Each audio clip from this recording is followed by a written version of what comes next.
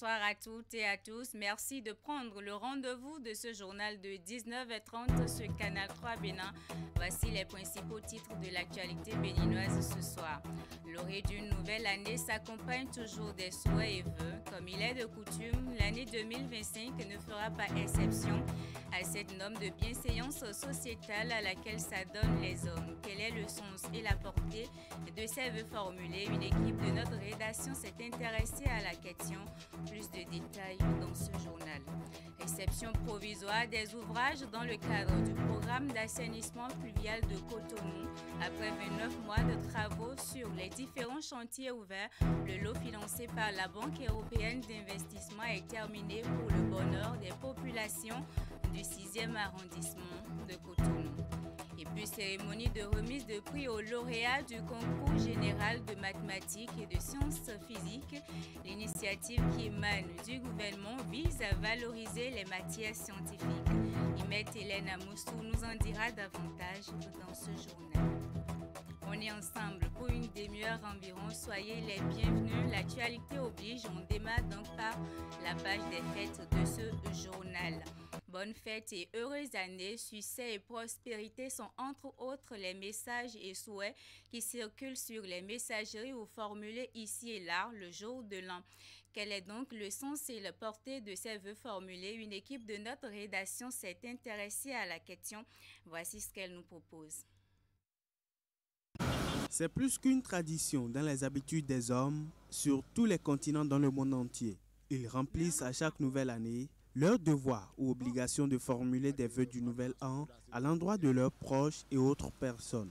Pour la plupart, ces souhaits revêtent une importance capitale. Les vœux formulés utilisent ou passent par des mots de bonne année, des mots en fait qui déclenchent les sentiments, des mots qui ouvrent les émotions et qui font que il y a une transformation de l'individu dans toute sa totalité, depuis ses espérances, son espérance, jusqu'à en fait ses attentes de la vie. Chacun a des attentes. Et à la fin de l'année, on opère un bilan pour voir un peu ce qui a été fait, ce qui reste à faire. Donc on formule les vœux par rapport à ce qui reste à faire. C'est un peu comme si on met à votre disposition tout ce dont vous avez besoin pour les nouveaux défis. Et donc, les vœux rentrent dans le renouvellement de la personnalité, un peu comme aussi on lave une maison, on enlève les toiles d'araignée. La portée de ces vœux formulés tire sa source dans la sacralité du verbe, ce qui explique la réalisation de ces vœux transmis à travers des paroles ou des souhaits prononcés. Si nous aussi, nous avons été faits à la ressemblance et à l'image de Dieu, cela veut dire que ce que nous disons là doit nécessairement être efficace. Pas doit, est toujours efficace. Donc en souhaitant, en faisant un vœu, c'est pour que cela se réalise. Et cela se réalise. Ce n'est pas une affaire de religion d'abord. On dit enfant, nous mettons vaudouin.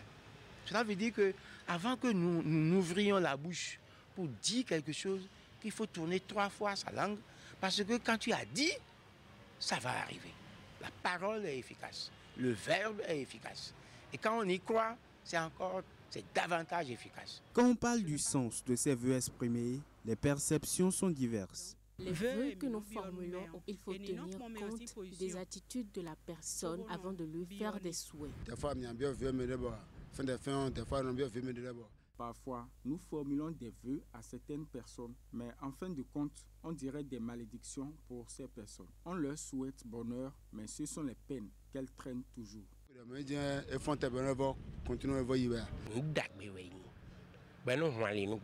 C'est une bonne chose qui ouvre des portes, peu importe le moment. Quand on prodigue des vœux à nos proches, ça fait quand même un petit plus, ça encourage, ça soulage. Et celui-là se dit, merci, que ces vœux-là soient réalisés. Mais je trouve que ça, même si ça n'a pas de portée, mais c'est bien de toujours formuler des vœux à l'endroit de nos proches. Il y a plusieurs années en arrière, les hommes se retrouvaient en famille pour formuler leurs vœux à prononcer aux membres de leur famille et proches. Mais on constate aujourd'hui qu'avec les smartphones, de simples messages suffisent pour cet exercice. Une pratique qui, pour certains, ne réduit pas l'efficacité des souhaits émis, si cela est bien pensé, en âme et conscience. Les vœux dans lesquels il n'y a pas un investissement du cœur sont des vœux glacés, d'accord, et qui n'ont pas une incidence sur l'ordre des choses. Mais quand même, si vous constatez, lorsqu'on lit les posters, on sourit. Donc, quelque part, cela peut toucher, ça touche les cœurs. Au-delà de la parole, c'est des tests. Mais je crois qu'au lieu d'envoyer pour envoyer, il faut que je pense à ceux à qui je vais envoyer ça véritablement, de façon intérieure, avant de les leur envoyer. Sinon, c'est comme si je me libère d'une civilité. Les vœux ne sont pas une civilité. Peu importe la forme qu'ils prennent, les vœux du nouvel an ont toujours de la valeur. Difficile donc de prédire leur disparition dans le temps. Vous le savez très bien, dans quelques heures, l'an 2024 fera place à l'année 2025. Du côté des populations, on s'apprête comme on peut pour entrer dans cette nouvelle année. Mais comment est-ce que le Béninois s'apprête à célébrer le nouvel an 2025 face à la morosité économique?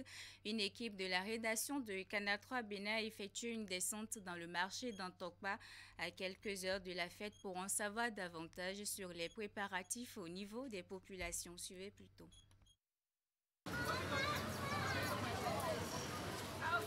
Marché international d'Antokpa en cet après-midi. Voici les mouvements humains qui s'observent au sein de ce vaste espace marchand en cette veillée de Nouvel An. De loin, l'on peut croire que tout va bien, mais selon les usagers, la hausse des prix généralisée en cache les préparatifs de la fête du 1er janvier. Face à cette situation économique, comment les Béninois s'apprêtent-ils à passer des bons moments de fête? Surtout quand on a des enfants, c'est un devoir de le faire. Et on se cherche beaucoup. Pour offrir des cadeaux et soutenir nos enfants. Dans le marché, tout est cher, il y a assez du monde, mais les gens ne vendent pas cette année-là. Franchement, c'est pas la même chose comme les autres années quand même. Bon, je crois que c'est une question d'organisation et de planification. Donc, une fête, ça se prépare. Donc, ce n'est pas à la veille de la fête qu'on commence par courir, mais c'est une organisation. Et déjà, quelques mois avant, on commence par faire un peu d'économie. À part les acheteurs clients, même les vendeurs grossistes se plaignent de la morosité économique que connaît le Bénin et d'autres pays de la sous-région. Pour ne pas dire qu'on ne peut que parler, ça ne va pas du tout. Rien ne va pas. Les produits sont chers, c'est le 1 ça, les produits sont chers. Il y a encore la mévente. Exemple, papa, il y a un client qui est venu maintenant, on l'a dit, il livre 25 kg à 12 500, mais c'est vraiment point d'avant de prendre cette salade de 25 kg. Du coup, ça ne va pas. L'année passée, on criait qu'il n'y avait pas l'argent, il n'y avait pas la clientèle. Mais cette année, c'est encore pire, très pire, parce que l'augmentation va de jour en jour pire. Et on ne sait pas si c'est la fête. Avec cette période où le marché est calme comme ça, alors franchement, on peut déjà dire que ce n'est pas la peine. On ne peut pas, on n'arrive pas à tenir, ni avec les clients, ni avec les fournisseurs, parce que franchement, on a du mal à vendre. Malgré ces conditions économiques et financières peu favorables, chaque ménage s'organise pour s'acquitter de l'essentiel. Des réductions d'articles à acheter chez certains, des compressions en termes de choix qualitatifs de produits chez d'autres. Malgré ces conditions économiques et financières peu favorables, chaque ménage s'organise pour s'acquitter de l'essentiel. Des réductions d'articles à acheter chez certains, des compressions en termes de choix qualitatifs de produits chez d'autres. Les années antérieurement, en novembre, tout est là. Mais aujourd'hui, maintenant, en décembre jusqu'à l'heure là, on est toujours pensif pour la fête. Par exemple, moi j'ai amené 20 000 au marché, mais ce n'était pas suffisant. Mais j'avais acheté ce que je pouvais. Je n'avais pas tout acheté quand même, mais j'ai acheté ce que je pouvais. Bon, moi j'ai un principe, je n'exagère pas. Donc je fais avec ce que j'ai et je pense qu'avec ma famille, ça va. Donc, les fêtes vont passer, mais les dettes vont rester. Donc de faire attention, de se planifier et de faire surtout attention aux dépenses pour ne pas, après les fêtes, être fauché. La hausse des prix dans un contexte où le Bénin tient le palmarès du pays de la sous-région ayant le taux d'inflation le plus bas, les usagers du marché d'Antokpa et d'autres citoyens du Bénin ont du mal à comprendre alors. La hausse des prix dans un contexte où le Bénin tire le palmarès du pays de la sous-région ayant le taux de l'inflation le plus bas, les usagers du marché d'Antokpa et d'autres citoyens du Bénin ont du mal à comprendre alors les raisons. Pour le côté du gouvernement, je ne saurais trop m'engager dans ce débat parce que ça, c'est sa parole contre notre parole. Lui, il est peut-être quelque part, on lui fait le retour des dits du marché. Mais c'est nous qui sommes sur le terrain et qui pouvons donner un peu sur ce qui se passe. Il n'y a pas histoire de maîtrise des prix, maîtrise de quoi que ce soit. Non, il n'y a rien qui a baissé. Il n'y a rien qui a baissé, au contraire. Quel que soit le niveau des prix des produits de grande consommation, la fête aura lieu. Chaque ménage s'affaire pour le nécessaire. Je vous l'annonçais en titre l'un après l'autre, les différents chantiers ouverts dans le cadre du programme d'assainissement fluvial de Cotonou s'achèvent. Le lot financé par la Banque européenne d'investissement après 29 mois de travaux est terminé pour le bonheur des populations du 6e arrondissement de Cotonou. La réception provisoire des ouvrages a été faite vendredi dernier par les responsables de la CIRAT et bien d'autres parties prenantes du projet reportage. Voici le cadeau de fin d'année que le chef de l'État Patrice Talon offre aux populations du 6e arrondissement de Cotonou. Un cadre de vie assaini qui met fin aux longues années de calvaire. Réalisé dans le cadre du programme d'assainissement pluvial de Cotonou, les ouvrages sont provisoirement réceptionnés ce vendredi 27 décembre 2024. Personne ne pouvait prendre part à cette voie. Mais en un an et demi, vraiment, la voie est devenue plus visible, praticable et toute la population est fière du travail que fait le gouvernement actuel. L'ouvrage a donné les preuves de ce qu'il protège vraiment les populations contre les inondations. Avant, quand vous veniez ici en saison de pluie, c'est vraiment une flotte d'eau au moins 1 mètre sur le sol qui vous accueille. Mais on a rehaussé le niveau d'aménagement. Le collecteur a parfaitement joué son rôle. Autrefois classé parmi les quartiers les plus insalubres de la ville de Cotonou, Ladji, Djidje, Toweta, Sainte-Cécile, Aïdjedo et Awansori changent de visage. Évalués à près de 6 milliards de francs CFA, les travaux sont constitués de la construction de collecteurs d'assainissement primaire, de l'aménagement de rues et d'installation d'éclairage public. Nous sommes venus effectivement constater que toutes les réserves qui avaient été formulées ont été levées et que par conséquent, on peut juger que les travaux ont été exécutés conformément au cahier des charges de l'entreprise. C'est avec grande satisfaction que la population des 6 quartiers du 6e arrondissement de Cotonou constate leur cadre de vie amélioré et qui facilite désormais leur mobilité et leurs activités commerciales. Les travaux de ce lot sont financés par la Banque européenne d'investissement. Direction dans le département des Collines. Après 12 mois de collaboration et d'engagement au travail, le préfet des Collines exprime sa gratitude à l'endroit des responsables des services déconcentrés, des mairies et autres cadres sur son territoire de compétence. Saliou Odoubou, dans une adresse à saluer leur détermination à ses côtés, les invite à fournir plus d'efforts pour le bien-être des citoyens ainsi que le développement de la région. Suivez ici un extrait de ses propos. Concitoyens, concitoyennes, population du département des Collines. L'année 2024 a été marquée par des défis, mais aussi par des réalisations dont nous pouvons en être fiers. Grâce à nos efforts et à notre solidarité, nous avons pu surmonter bien des obstacles. L'année 2025 sera encore une année de défis, mais aussi d'engagement pour l'avenir que nous devons regarder avec espoir et confiance. Nous devons poursuivre nos efforts pour coproduire la sécurité, renforcer les services de santé, d'éducation et soutenir les initiatives locales, pour ne citer que ceux-là. Chers frères, chères sœurs, chers parents du département des Collines, agents publics, acteurs de tout genre du secteur privé, jeunes gens et jeunes filles, citoyennes de toutes conditions, mesdames et messieurs les membres de la conférence administrative départementale, mesdames et messieurs les membres du conseil départemental de concertation et de coordination du département des Collines, je veux vous témoigner ma confiance en notre force collective et ma résolution pour construire ensemble une belle et heureuse année 2025 avec la grâce de Dieu. Avec la chaleur fraternelle renouvelée, je vous adresse mes vœux de bonne santé, de paix, de bonheur et de réussite. Bonne année 2025 et à tous. Que Dieu bénisse le département des Collines. Je vous remercie.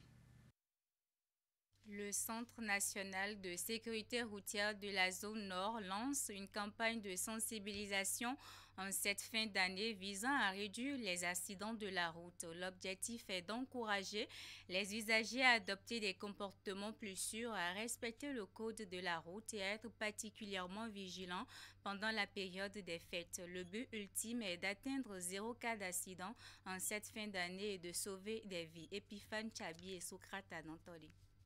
Des actions de sensibilisation en faveur des conducteurs de taxi-moto, des élèves et des usagers de la route à Parakou. Cette initiative du Centre national de sécurité routière Zone Nord a pour objectif de promouvoir une conduite responsable et d'encourager des comportements sécuritaires afin d'assurer une fin d'année sans accident. Ces campagnes visent également à réduire les risques d'accidents et sensibiliser sur le respect du code de la route et à encourager l'adoption de bonnes pratiques routières pour garantir la sécurité de tous. Nous sommes encore là parce que le CNSR a repris ses bonnes habitudes en cette fin d'année. Pour le CNSR, les accidents ne doivent plus être perçus comme une fatalité. C'est pourquoi le directeur du Centre national de sécurité routière a relancé encore une fois son équipe de la zone nord pour aller rencontrer les conducteurs de tout genre pour leur parler de leur responsabilité pour que les accidents diminuent effectivement cette fin d'année. Nous avons sillonné déjà quelques gars de Parakou, mais ce n'est pas une campagne de sensibilisation qui se limite à Parakou. Au-delà des écoles, des gares routières et les routes, Prosper Wissou et sa délégation ont également élargi leurs efforts de sensibilisation en ciblant les personnels des usines de grenage et de coton. Une initiative qui vise à toucher un large éventail d'usagers de la route, en particulier ceux qui se déplacent fréquemment dans le cadre de leur travail. Nous avons la campagne cotonnière. Vous savez que le Nord est le grenier de l'or blanc et nous avons aussi beaucoup de camions. Donc nous allons à l'encontre des conducteurs de gros porteurs pour qu'ils prennent leurs responsabilités pour partager cette voie. La voie avec les autres usagers. Cette campagne de sensibilisation est perçue comme un moyen efficace pour réduire les accidents de la route et améliorer la sécurité routière dans la ville de Parakou. Les responsables des conducteurs de taxi-moto, des élèves et autres usagers de la route ont vivement salué cette initiative. La délégation du Centre national est venue nous informer, nous apprendre, nous réapprendre ce qui se passait et ce qui se passe. Donc pour que nous fêtons en beauté. L'initiative que le Centre de sécurité routière vient de faire, c'est une bonne initiative. C'est une bonne initiative en termes que tous les usagers de la route sont souvent pressés et le fait de venir nous parler de ça, désormais, les accidents seront réduits. L'objectif du Centre national de sécurité routière est clair, atteindre 0 accident d'ici la fin de l'année 2024. Et à travers ces actions de sensibilisation, le personnel du CNSN Zone Nord cherche à inciter tous les usagers de la route à adopter des comportements responsables et sécuritaires. 4e session ordinaire de la conférence administrative départementale au titre de l'année conjointement avec le Conseil départemental de concertation et de coordination. Les assises présidées par le préfet des Collines ont été l'occasion d'aborder divers sujets ayant trait au développement des communes de la région. Ce rendez-vous statutaire a connu la présence des divers acteurs concernés. Imek Hélène Amoussou et Georges Vaudounon. Rencontre annuelle, les assises sont prévues par les dispositions de l'article 10 du décret portant attribution, organisation et fonctionnement du Conseil départemental de concertation et de coordination CDCC. Elle vise essentiellement la création de synergies en matière d'action et développement durable au niveau du département. Au-delà de l'accomplissement d'une exigence légale, cette rencontre est un creuset devant nous permettre de faire des propositions concrètes et d'harmoniser les interventions sectorielles et nos points de vue en conformité avec les orientations nationales pour garantir le développement durable et harmonieux de nos territoires. Au cours de cette session conjointe entre la conférence administrative départementale CAD et le CDCC, au titre de l'année 2024, 3 points sont inscrits au menu des débats. D'abord, les participants ont délibéré sur les plans de développement communaux 4e génération des 6 communes du département des Collines. Ensuite, ils ont fait le point de l'exécution des plans de travail annuels des services déconcentrés de l'État au titre de l'année 2024. Enfin, l'assistance a pris connaissance du point global de mise en œuvre du projet SWED dans les collines avant d'aborder les sujets en divers, dont la question de la protection des enfants. C'est un combat quotidien que nous menons. Ça a été notre bataille de tous les jours.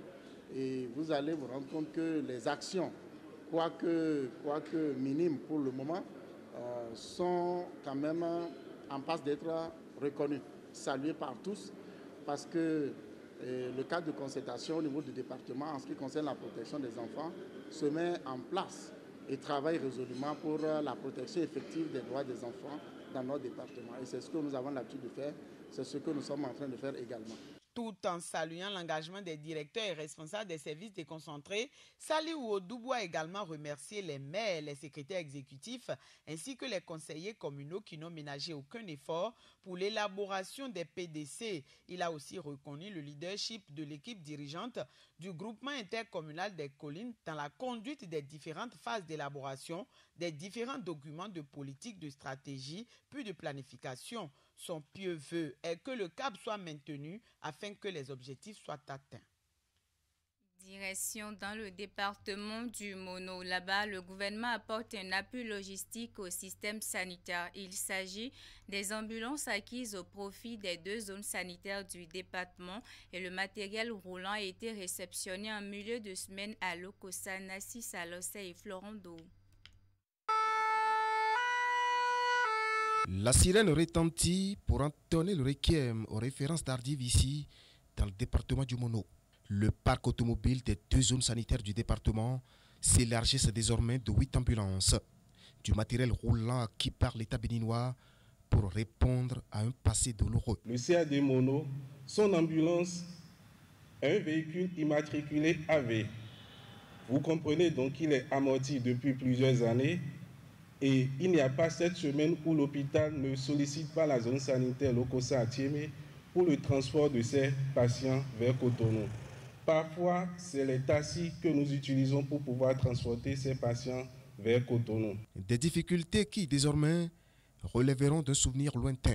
Avec cet appui logistique, les formations sanitaires pourront répondre efficacement aux urgences médicales en assurant un transport sécurisé des patients vers les centres de santé. Nous avons maintenant la possibilité, la responsabilité collective de veiller à ce que ces ambulances soient utilisées de manière optimale et entretenues régulièrement. Ensemble, nous pouvons faire en sorte que chaque citoyen du Mono ait accès aux soins nécessaires en temps opportun. Je voudrais, au nom des populations du département du Mono en général et de tous les acteurs du système sanitaire en particulier, témoigner toute notre gratitude à l'endroit du chef de l'État et de son gouvernement. Nos communautés à la base sont reconnaissantes pour toutes les actions et interventions en leur faveur. Avec le sourire aux lèvres, les responsables des formations sanitaires bénéficiaires ont reçu les mains des émissaires de l'État les clés de ces ambulances.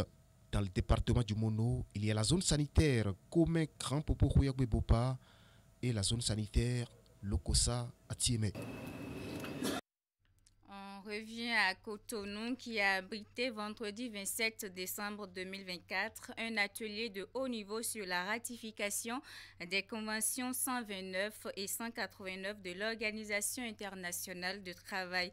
Cette rencontre est portée par un partenariat multi-acteurs composé de plusieurs organisations qui luttent en faveur des droits des enfants, les centrales et confédérations syndicales et bien d'autres structures. Les travaux se sont déroulés à la bourse de travail. Compte rendu.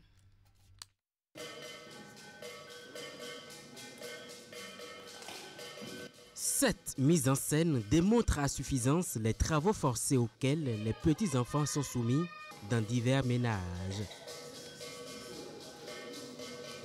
Une situation que déplore le partenariat multi-acteurs qui œuvre inlassablement pour la ratification des conventions 129 et 189 de l'Organisation internationale du travail. Cet atelier de haut niveau des acteurs vient davantage alerter les gouvernants à ce propos. Atelier de haut niveau au regard de la thématique. La thématique, la ratification de des conventions 129 et 189 avec à la toile la lutte contre le travail des enfants. Selon les résultats de l'enquête réalisée par l'INSTAN, le taux de prévalence nationale en matière de travail des enfants est passé de 52,5% en 2014 à 19,9% en 2022. Malgré cette avancée notable, l'ambition du gouvernement est d'atteindre les cibles du point 7 de l'EDD 8 sur le travail des enfants. Il eut donc à cet effet de prendre des mesures urgentes. Supprimer le travail des enfants dans les secteurs à forte prévalence, à main d'œuvre infantile comme l'agriculture. Deux grandes communications ont meublé les échanges. Celle inaugurale présente la situation du travail des enfants en général. La dernière démontre surtout l'importance de la ratification des conventions 129 et 189 de l'OIT dans la lutte contre le travail des enfants. Un plaidoyer est adressé par la suite à l'État central en vue de l'éradication de la pratique du travail des enfants. De ces deux conventions contribuera à améliorer la législation nationale, bénéficiera à l'ensemble de la société béninoise en favorisant un développement économique plus juste et plus durable, en offrant un avenir meilleur à nos enfants et en assurant la dignité des adultes travailleurs.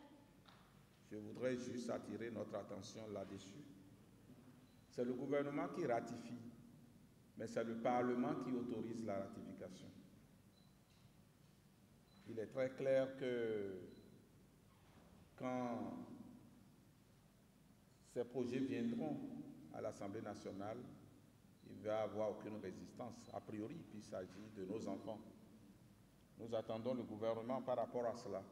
Le partenariat multi-acteurs invite les autorités impliquées dans le processus de ratification des conventions 129 et 189 de l'OIT de prendre les dispositions pour son heureux aboutissement. Cérémonie de remise de prix aux lauréats du concours général de mathématiques et de sciences physiques. Les manifestations du lycée technique de Boïcon sont venues clôturer la première édition de la compétition. Elles ont connu la présence des 60 candidats de la première phase de concours, dont les 3 meilleurs. Divers prix leur ont été remis. Compte rendu.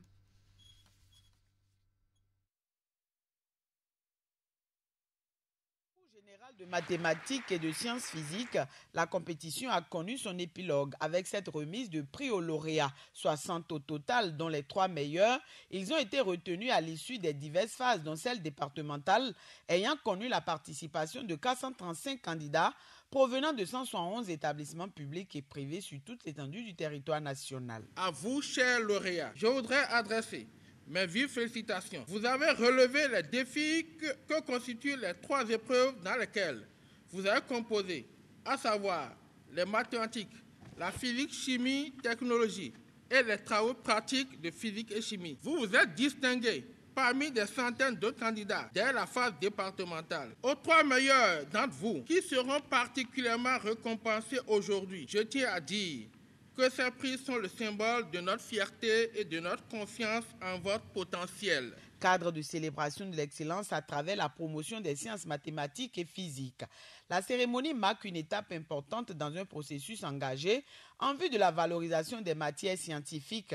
Bien plus qu'un simple challenge, le concours pour les récipiendaires a été l'occasion de révéler leur talent ainsi que leur passion pour les sciences, recevant ici des mains des autorités, de même que les organisateurs, les prix réservés à chacun d'eux. Ils promettent faire davantage preuve de persévérance. Nous tenons à remercier nos enseignants, véritables artisans de notre réussite. Enfin, nous remercions les autorités présentes ici aujourd'hui pour leur vision et leur engagement en faveur de l'éducation technique et scientifique. Ce concours est la preuve que vous investissez dans les talents de demain. Et nous promettons en retour de continuer à travailler avec discipline et dévouement pour contribuer au développement de notre cher pays. Avec pour cible les élèves de la terminale C, le concours général de mathématiques et de sciences physiques constitue l'une des mesures d'urgence décidées par le gouvernement pour la valorisation des matières scientifiques. La compétition s'inscrit dans le cadre de l'organisation des Olympiades au plan national pour les matières scientifiques et est à sa première édition. Chers lauréates, chers lauréats, recevez donc au nom du gouvernement mes sincères félicitations et mes encouragements pour votre attachement aux sciences fondamentales. Ces résultats élogieux sont attribués bien sûr à vos caractéristiques individuelles, mais le rôle des enseignants de mathématiques et de sciences physiques que vous avez eu devant votre parcours scolaire doit être également reconnu. Ces remerciements s'adressent aussi bien aux directeurs de vos collèges qu'à vos parents respectifs. Pour le ministre de l'Enseignement secondaire, technique et de la formation professionnelle, l'organisation de ce concours n'est pas un hasard. Elle vise à montrer aux plus jeunes que l'exécutif accorde désormais une place de choix aux sciences qui constituent le fondement du développement technologique. Sport pour finir, la direction départementale des sports de la Donga a réédité la marche du cœur organisée ce samedi 28 décembre 2024 sous le haut parrainage de l'honorable Abdoul Malik Gominan. Cette activité sportive a mobilisé les différentes couches socio-professionnelles devant l'hôtel de ville de Djougou, cadre choisi pour donner le top de la dite marche qui a requis la reprise des dispositions. Abdou Sabri Idrissou. Une fois la mise en place terminée devant la mairie de Djougou, la marche du cœur, deuxième édition, s'ébranle.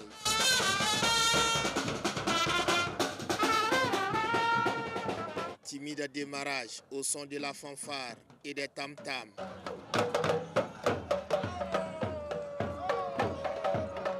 Après quelques minutes de parcours, le rythme change et monte d'un cran.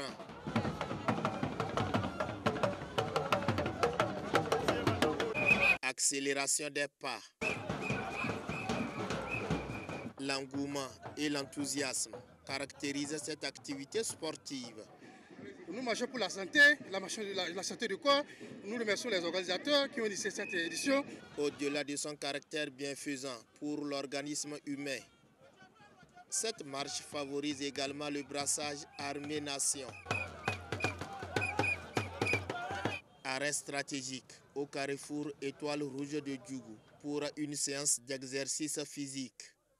Après cette phase, cap sur le point de départ pour la dernière manche d'étirement et mouvement du corps. L'initiative émane du directeur départemental des sports de la Donga pour promouvoir un mode de vie sain. Nous organisons cette marche tous les derniers samedis du mois de décembre parce que nous voulons que notre population entre dans la nouvelle année en bonne santé. C'est la deuxième édition. Nous souhaitons que l'année prochaine, qu'il en soit ainsi. La marche qu'on a pu organiser aujourd'hui nous a certainement fait gagner quelque chose de plus en matière de santé. Et il est question de la marche du cœur. Et tout le monde sait que la marche est essentielle à la santé du cœur et à la santé en général. Donc c'est pourquoi cette activité de ce matin est bienfaisante. porteuse d'espoir pour la réduction des risques liés aux maladies cardiovasculaires. Cette initiative s'est concrétisée grâce au soutien et parrainage de l'honorable Abdoul Malik Gomina. Il me charge de vous dire merci, merci. Il remercie également nos forces de l'ordre. Nous sommes à la deuxième phase. Nous prions Dieu qu'en 2025, que nous nous retrouvions encore en forme pour la troisième édition. Nous ne pouvons pas finir sans parler de notre parrain, à savoir l'honorable Gomina Malik, qui a vraiment parrainé notre activité et qui nous encourage à persévérer dans l'exercice de cette marche, parce qu'elle est bienfaisante. À l'endroit de l'honorable Malik Gomina, parrain de l'événement, nous lui souhaitons très bonne année 2025 et qu'il ne cesse aussi de faire tout ce qu'il a l'habitude de faire pour l'épanouissement de sa population et de sa communauté. Pour la deuxième édition de cette randonnée sportive, 9 km ont été parcourus par ces marcheurs. C'est la fin de cette édition. Suivez à partir de 21h sur votre chaîne de télévision Canal 3 Bénin une émission spéciale à nous, la télé. C'est un programme à ne absolument pas manquer. Belle soirée.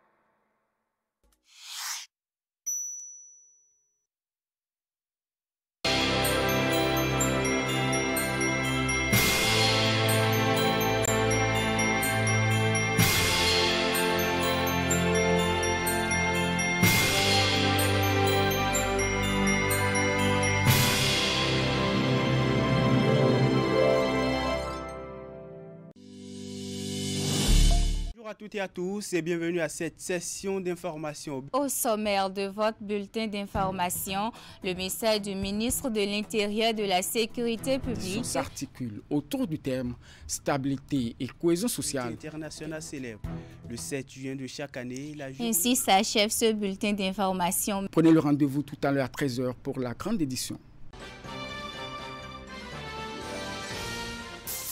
Suivez nos éditions intermédiaires de lundi à vendredi à 11h, 16h et 22h30, puis samedi et dimanche à 8h.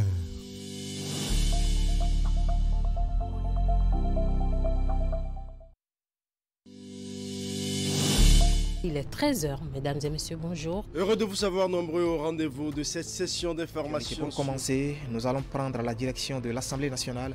L'élaboration du bulletin communautaire de performance des objectifs de développement durable. On reste toujours dans le département du Mono pour nous intéresser à l'initiative des vacances entrepreneuriales. La communauté de Djougou est sensibilisée sur la mutilation génitale. Dans la suite de cette édition, durant 3 jours, le conseil communal sur les traces de Filognon. Merci à toute l'équipe de réalisation et de rédaction. Votre rendez-vous avec l'actualité, le journal télévisé du lundi au samedi à 13h et 19h30 et le dimanche à 19h30. Restez informés.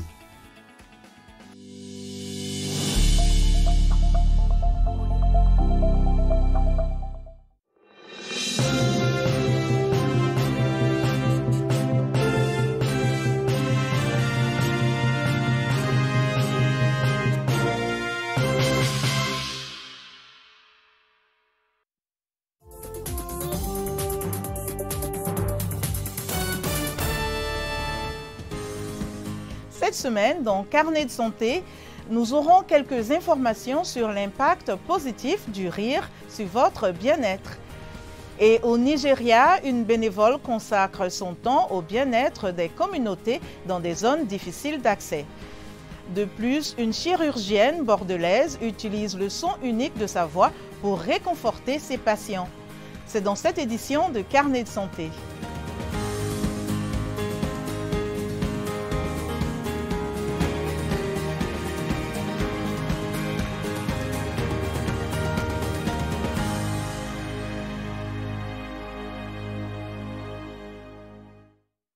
Bonjour à tous, merci de nous rejoindre pour une nouvelle édition de Carnet de santé. Alors que la fin de l'année 2024 approche, nous revenons sur quelques histoires qui ont trouvé un écho auprès de beaucoup d'entre vous, nos téléspectateurs. Avez-vous entendu parler du dicton « Le rire est le